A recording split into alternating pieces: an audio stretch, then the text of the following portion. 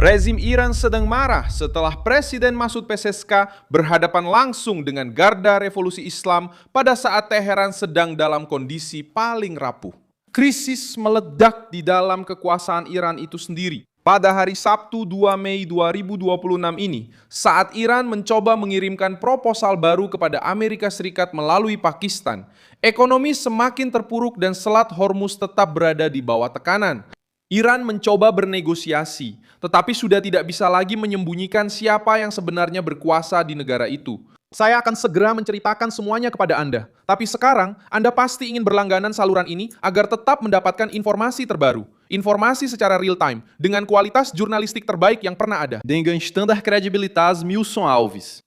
Krisis dimulai ketika Pezeshkian dan Ketua Parlemen Mohammad Bagher Ghalibaf mulai menargetkan pengunduran diri Menteri Luar Negeri Abbas Arah. Tuduhannya sangat berat. Arah diduga mengikuti arahan dari Garda Revolusioner Islam dalam negosiasi nuklir tanpa memberitahu pemerintah sipil secara layak. Dalam prakteknya, Presiden Iran telah disingkirkan oleh sebuah struktur militer yang bertindak sebagai kekuatan di atas kekuasaan. Gerakan ini dianggap sebagai pengkhianatan oleh kelompok garis keras. Bagi Garda Revolusioner Islam, Pezeshkian tidak hanya mencoba mengganti seorang menteri saja. Dia diduga berusaha merebut dari para komandan kendali atas negosiasi terpenting demi kelangsungan hidup Teheran. Itulah sebabnya kasus ini begitu serius.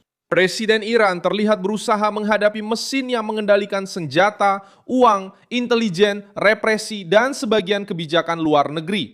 Situasinya semakin memanas karena krisis internal muncul saat Iran mengajukan proposal baru kepada Amerika Serikat melalui mediator parlemen. Rencana tersebut berusaha membuka jalan keluar setelah berminggu-minggu terjadi kebuntuan, tekanan ekonomi, ancaman militer, dan saling tuduh. Namun, proposal tersebut tampaknya mengulangi logika lama Teheran, yaitu meredakan tekanan di Selat Hormuz dan terhadap ekonomi tanpa segera memberikan apa yang paling diminta oleh Washington. Gedung Putih menginginkan jaminan yang tegas terkait program nuklir uranium yang diperkaya dan rekonstruksi fasilitas yang telah diserang. Rezim Iran tidak boleh menggunakan jeda diplomatik untuk mengulur waktu, menyembunyikan material sensitif, membangun kembali struktur nuklir, lalu kembali ke konfrontasi. Karena itu, respons Amerika tetap tegas. Iran boleh bernegosiasi, tapi tidak boleh menyimpan ambisi nuklir sebagai kartu tersembunyi. Diduga bahwa proposal baru ini dipengaruhi oleh pihak-pihak yang dekat dengan Garda Revolusi Islam atau kekuatan yang ingin tetap mengendalikan permainan. Dan itulah yang menjelaskan perpecahan tersebut. Kalangan sipil tampaknya memahami bahwa tanpa konsesi, blokade akan terus berlanjut. Sementara itu, Garda berusaha mencegah setiap langkah yang tampak seperti penyerahan diri. Hasilnya adalah rezim yang terpecah, mendapat tekanan dari luar dan terbelah dari dalam. Trump menyatakan bahwa Iran sangat ingin membuat kesepakatan, tetapi ia menegaskan kembali bahwa Teheran tidak boleh memiliki senjata nuklir. Dalam nada yang sama, dia mengatakan bahwa Angkatan Laut Iran telah dihancurkan, Angkatan Udaranya telah dihancurkan, dan pabrik-pabrik drone serta rudal mereka telah terkena serangan berat. Meskipun ini adalah pernyataan politik, pesannya jelas. Washington ingin menunjukkan bahwa Iran sekarang bernegosiasi bukan karena kekuatan, tetapi karena kebutuhan. Inilah poin yang membuat Teheran terkejut. Garda Revolusi Islam selalu menjual citra kekuatan mutlak kepada rakyat Iran. Tapi sekarang rezim tersebut harus mengirimkan proposal melalui saluran tidak langsung. Sementara presidennya mengancam akan memecat menteri luar negerinya karena mematuhi perintah para komandan militer. Pidato perlawanan masih terdengar keras, tetapi tanda-tanda praktis menunjukkan ketidakteraturan, ketakutan, dan hilangnya kendali. Pakistan masuk sebagai perantara karena kedua belah pihak perlu berbicara tanpa terlihat seperti sedang mengalah. Bagi Iran, Islamabad memungkinkan mereka mengirim pesan tanpa harus secara terbuka mengakui kekalahan diplomatik. Bagi Amerika Serikat, jalur Pakistan digunakan untuk menguji berbagai usulan, menghentikan tekanan. Tapi jembatan seperti ini hanya berfungsi jika ada komando yang jelas. Dan hari ini, pertanyaan besarnya justru itu. Siapa yang berbicara atas nama Iran? Ekonomi adalah sisi lain dari krisis ini.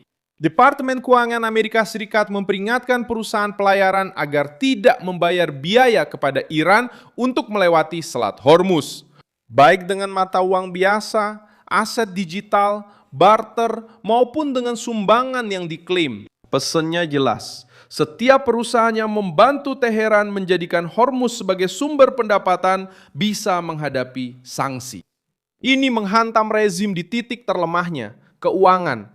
Iran sangat membutuhkan perdagangan maritim, minyak dan lalu lintas di Teluk Persia. Ketika Washington memutus kemungkinan penarikan biaya, memblokir kapal, dan mengancam perusahaan yang berbisnis dengan Teheran, rezim kehilangan uang, ruang gerak, dan waktu. Pihak Garda bisa saja berbicara tentang perlawanan, tapi perlawanan tanpa pemasukan hanya akan menjadi kelelahan.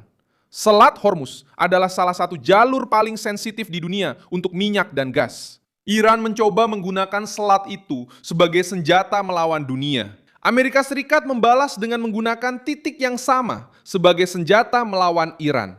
Perbedaannya adalah Washington memiliki kekuatan finansial dan kehadiran angkatan laut. Teheran memiliki ekonomi yang rapuh, mata uang yang terus melemah, dan penduduk yang lelah menanggung beban. Tekanan militer juga belum hilang. Otoritas Amerika Serikat telah mendiskusikan opsi-opsi baru untuk Trump, termasuk kemungkinan gelombang serangan yang singkat namun kuat terhadap infrastruktur Iran. Ada juga informasi yang beredar tentang minat untuk membawa sistem hipersonik Dark Eagle ke Timur Tengah jika perang kembali meningkat. Ini tidak berarti serangan otomatis, tetapi berfungsi sebagai peringatan. Jika Teheran menghambat negosiasi, Washington bisa meningkatkan tekanan. Mata uang Iran sudah menjadi tanda peringatan. Riau turun ke tingkat yang sangat rendah terhadap dolar, sementara sanksi, blokade, dan ketidakpastian menggerogoti perdagangan. Ketika mata uang kehilangan nilai, harga-harga naik, gaji menyusut, perusahaan memangkas biaya, dan keluarga merasakan krisis pada kebutuhan pokok. Retorika rezim tidak menahan inflasi, tidak menstabilkan pasar, dan tidak memenuhi kebutuhan pangan. Itulah sebabnya pertarungan antara Pezes dan Aguardo sangat penting. Ini menunjukkan bahwa tekanan Amerika telah membuka keretakan di dalam sistem Iran itu sendiri. Bukan hanya Washington yang mengatakan bahwa rezim itu lemah. Ini adalah Presiden Iran yang mencoba memotong pengaruh para komandan terhadap diplomasi. Ini adalah parlemen yang ikut terlibat dalam konflik. Ini adalah Menteri Luar Negeri yang menjadi sasaran. Sejarah Iran sendiri membantu memahami momen ini. Pada tahun 1988, setelah 8 tahun perang melawan Irak, Ayatollah Ruhollah Khomeini menerima resolusi PBB yang mengakhiri konflik tersebut. Dia membandingkan keputusan itu dengan meminum racun karena rezim telah menjanjikan kemenangan total tetapi akhirnya terpaksa mundur karena kelelahan militer, ekonomi, dan sosial. Pelajarannya sangat berat. Rezim ideologis pun akan mundur ketika biayanya sudah tidak mungkin lagi untuk dibayar. Saat ini, Teheran menghadapi tekanan serupa dalam bentuk yang berbeda. Rezim menjanjikan perlawanan, tetapi tetap harus bernegosiasi. Aguardo ingin terlihat tak terkalahkan, tetapi ia melihat saluran eksternalnya semakin terjepit. Pemerintah berusaha menjaga kesan berdaulat, tetapi menggunakan mediator untuk mengirimkan usulan. Propaganda berbicara tentang kekuatan, sementara ekonomi meminta pertolongan. Negara-negara lain juga menunjukkan bagaimana tekanan semacam ini bekerja. Uni Soviet memasuki tahun-tahun terakhir Perang Dingin dengan kekuatan militer yang besar, tetapi dengan ekonomi yang tidak mampu mempertahankan persaingan pada ritme yang sama. Irak di bawah Saddam Hussein juga menjadi peringatan. Setelah menginvasi Kuwait, Irak mencoba memaksakan kehendaknya dengan kekuatan, tetapi perang, sanksi, dan isolasi menghancurkan pengaruh regionalnya. Dalam kasus Iran, masalahnya semakin parah karena Garda Revolusi Islam bukan hanya kekuatan militer. Mereka juga merupakan pusat kekuasaan. Mereka berperan dalam keamanan dalam negeri, mempengaruhi perusahaan, menekan politik, dan mengendalikan sebagian strategi regional. Karena itu, ketika Pesachkin mencoba membatasi campur tangan mereka, benturannya bukan sekedar administratif. Ini adalah perebutan inti dari rezim tersebut.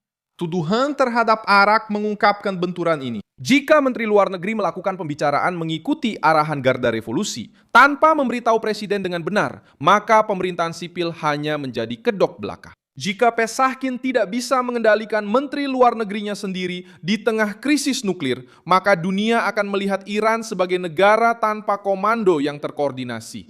Meskipun begitu, garda revolusi tidak akan mundur dengan mudah. Bagi para komandannya, mengalah dalam isu nuklir, menerima tekanan dari Amerika, dan melonggarkan sikap di Hormuz bisa terlihat sebagai kekalahan strategis. Mereka khawatir bahwa satu konsesi akan membuka jalan bagi konsesi-konsesi lainnya. Pertama negosiasi nuklir, lalu rudal, kemudian milisi-milisi sekutu, dan akhirnya struktur kekuasaan itu sendiri.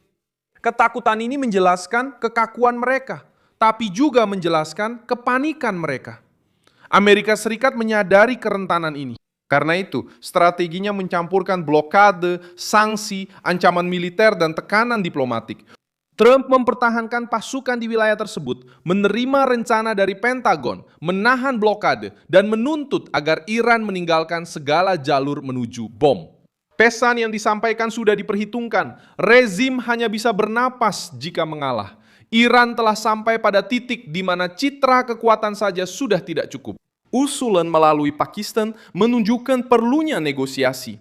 Ancaman terhadap Araghche menunjukkan ketidakmampuan mengendalikan situasi di dalam negeri. Peringatan dari Amerika Serikat menunjukkan bahwa Washington ingin menutup celah keuangan. Perdebatan tentang senjata baru menunjukkan bahwa opsi militer masih tetap ada.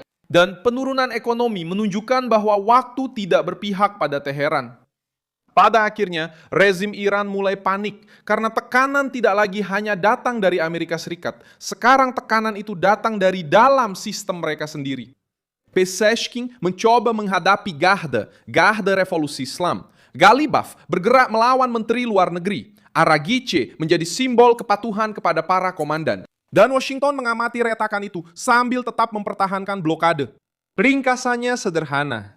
Iran mencoba menggunakan Hormuz dan nuklir sebagai senjata pemerasan, tetapi akhirnya terjebak dalam krisis yang memperlihatkan kelemahan rezim itu dari luar dan dalam. Jangan lupa like video ini, subscribe ke channelnya, dan di akhir nanti cek komentar supaya kamu bisa makin aktif bersama komunitas Milson Alves.